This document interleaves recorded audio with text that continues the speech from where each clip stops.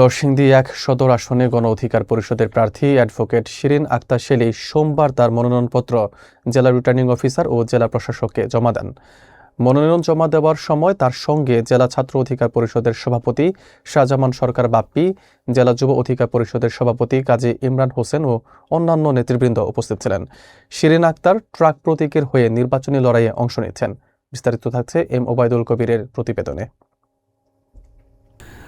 আসন্ন ত্রয়োদশ জাতীয় সংসদ নির্বাচনে নরসিংদী এক আসনে প্রতিদ্বন্দ্বিতার নতুন মাত্রা যোগ করেছেন গণ অধিকার পরিষদের উচ্চতর সদস্য অ্যাডভোকেট শিরিন আক্তার শেলী। সোমবার বিকেলে তিনি জেলা রিটার্নিং অফিসার ও জেলা প্রশাসক মোহাম্মদ আনোয়ার হোসেনের হাতে মনোনয়নপত্র জমা দেন।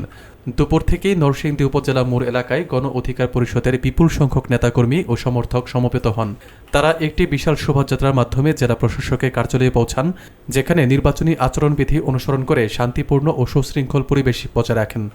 মনোনয়নপত্র জমা দেওয়ার সময় জেলা ছাত্র অধিকার পরিষদের সভাপতি শাহজামান সরকার বাপ্পি, জেলা যুব অধিকার পরিষদের সভাপতি কাজী ইমরান হোসেন, জেলা গণ অধিকার পরিষদের সাবেক সাধারণ সম্পাদক মোহাম্মদ এরশাদুল ইসলাম এবং সাবেক সহ সাংগঠনিক সম্পাদক মোহাম্মদ ওসমান গনি উপস্থিত ছিলেন।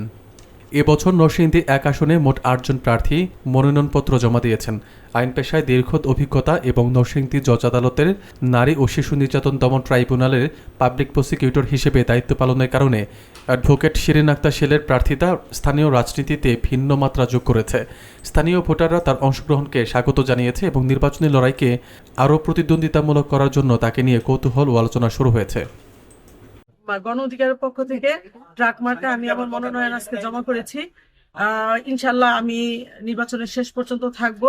নরসিংদীবাসীকে আমার সাথে থাকার জন্য অনুরোধ জানাচ্ছি এবং নরসিংদী সদরের যত আমার ভোটার আছে তাদের কাছে আমার অনুরোধ, আপনারা নিশ্চিন্তে ভোট কেন্দ্রে ভোট দিতে আসবেন। আপনারা বিগত 17 বছর ভোট দিতে পারেননি, ইনশাল্লাহ এবার আপনারা ভোটের মাধ্যমে আপনারা আপনাদের প্রার্থীকে জয়ী করে সংসদে পাঠাবেন। আমি মনে করি যে জনগণই হচ্ছে ক্ষমতার উৎস। আপনাদের এবার একটা সুযোগ এসেছে, আপনারা আপনাদের যেই নেতা তাকে আপনারা বাছাই করবেন।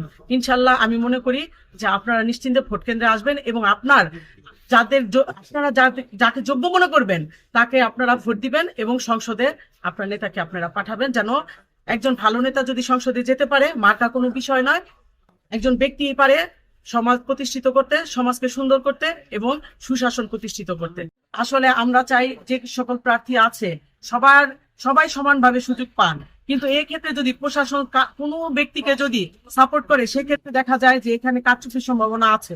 কাউকে যেন প্রশাসন আলাদাভাবে অন্য চোখে না দেখে এবং সকলের সুরক্ষা যেন ওনারা দেয় এবং সকল প্রার্থীকে যেন সমানভাবে তারা সুযোগ সুবিধা দেয়। কারণ একজন প্রার্থীকে যদি ওনারা সুযোগ সুবিধা দেয়, অন্যান্য প্রার্থীরা বা ভোটাররাও কিন্তু মনে করে যে যেহেতু প্রশাসন তাকে সাপোর্ট দিচ্ছে সেই নির্বাচনে জয়ী হবে। এক্ষেত্রে আমি মনে করি প্রশাসনের এরকম আচরণ করাটা ঠিক না। প্রশাসন বিগত 17 বছর যা করেছে ইনশাল্লাহ তারা যেন আগামীতে এগুলা না করে, তাদের কাছে আমাদের প্রত্যাশা।